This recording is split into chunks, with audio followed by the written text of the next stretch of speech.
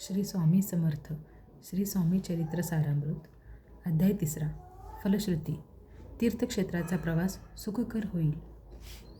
श्री गणेशाय नमः. धन्य धन्य ते या जगती स्वामीचरणी ज्यांची भक्ती, त्यासी नाही पुनरावृत्ती, पद पावती कैवल्य.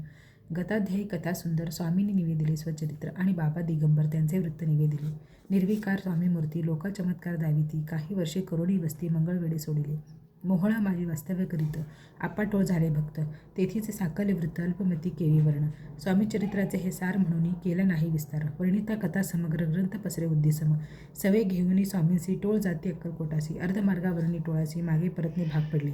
टोळे आज्ञापिले सेवका, जोवरी आम्ही येऊ का तोवरी स्वामींसी सोडू नका, येथेच मुक्काम करावा. टोळ गेलिया परतोनी स्वामी चालेले उठोनी, बहुत वर्जिले सेवकांनी परिनच मानिले त्या. तेथून या निघाले अक्कलकोटा प्रती आले, ग्रामद्वारी बैसले यती राज स्वेच्छेने. तेथे एक अविंद होता, तो करी तयाची थट्टा. परी काही चमत्कार पाहता महासिद्ध समजला. पूर्वपुण्यस्थ निश्चिती आले चोळप्पाचे गृहाप्रती, स्वामींसी जाणोनी ईश्वरमूर्ती चोळप्पा करी आदर. चोळप्पाचे भाग्य उदेले यती राजगृहासी आले, जैसी कामधेनू आपण बळी दारिद्र्याच्या घरी जाय. पूर्वपुण्य होते गाठी म्हणून घडल्या या गोष्टी, झाली स्वामीराज भेटी परमभाग्य तयाचे. धन्य धन्य तयाचे सदन, जे स्वामींचे वास्तव्यस्थान. सुरवराजे दुर्लभ चरण तयाचे घरी लागले. योगाभ्यासी योग साधिती, तडी तापडी मार्गी श्रमती. निराहार कितीक राहते, मौन धरिती किती एक. एका चरणी उभे राहून सदा विलोकित गगन, एक गिरिगौरी बैसून तपश्चर्या करिता ती. एक पंचाग्नी साधन करीती, एक पवना ते भक्षिती. कित्येक संन्यासी होती संसार अवघा सांडोनी, एक करीती कीर्तन, एक मांडिती पूजन, एक करीती होम हवन, एक षटकर्मे आचरिती. एक लोका उपदेशिती, एक भजला माझी नाचती, एक ब्राह्मण भोजन करीती, एक बांधिती देवालय. परी जयाचे चरण दुर्लभ सद्भक्ती भक्ती वाचून, केली असे नाना साधन भावाविण सर्व व्यर्थ. योग यागाधिक काही चोळप्पाने केले नाही, परी भक्तिस्तव पाही स्वामी आले सदनाते.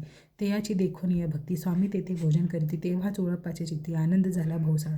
ते पासूनही तयाचे घरी राहिले स्वामी अवतारी, दिवसेंदिवस चाकरी चोळप्पा करी अधिकाधिक. तेव्हा राजपदाधिकारी मालोजी राजे गादीवरी, दक्ष असोनी कारभारी, परमज्ञानी असती जे. अक्कलकोटाचा प्रख्याती तेव्हा काही विशेष नव्हती, परी तयाचे भाग्य निश्चिती स्वामीचरणी उदिले. ते पासूनही जगात तया नगराचे नाव गाजत, अप्रसिद्ध ते प्रख्यात किती एक झाले.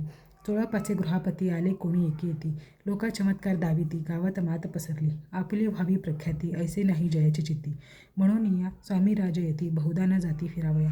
लोका माझी पसरली मात, नृपासी कळला वृत्तांत, की आपुल या नगरात यती विख्यात पातले. राहती चोळप्पाचे घरी, दर्शना जाती नरनारी, असती केवल अवतारी, लीला ज्यांची विचित्र.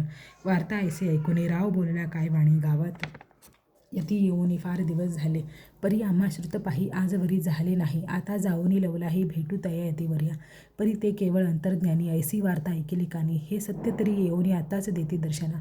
राव मुखातून वाणी निघाली, तोची यती मूर्ती पुढे ठेली. सकल सभा चकित झाली, मती गुंगली रायाची. सिंहासने खाली उतरून राव घाली लोटांगण, प्रेमाश्रूने भरले नयन, कंठ झाला सद्गतीत. दोड घातली मिठी चरणी, चरण धुतली नेत्राश्रूने, मग तया हस्तकी धरुणी आसनावरी बैसविली. खूण पटली अंतरी, स्वामी केवळ अवतारी, अभक्ती पळून गेली दुरी, चरणी भक्ती जडली ते. सकळ सभा आनंदिली, समस्ती पाऊले वंदिली, षोडशोपचारे पूजिले. स्वामी मूर्ती नृपराय, निराकारण आणि निर्गुण, भक्तांसाठी झाले सगुण. तयांच्या पादुका शिरी धरुण विष्णू नाचे ब्रह्मानंदे. श्री स्वामी चरित्र सारामृत. नाना प्राकृत कथा संमत. प्रेमळ भक्त परिसो. तृतीय अध्याय गोढा. श्री स्वामी राजार्पणमस्तु. श्रीरस्तु शुभम भवतु. इथे श्री स्वामी चरित्र सारामृत. अक्कलकोट नगर प्रवेशो. तृतीयोध्याय. श्री स्वामी समर्थ.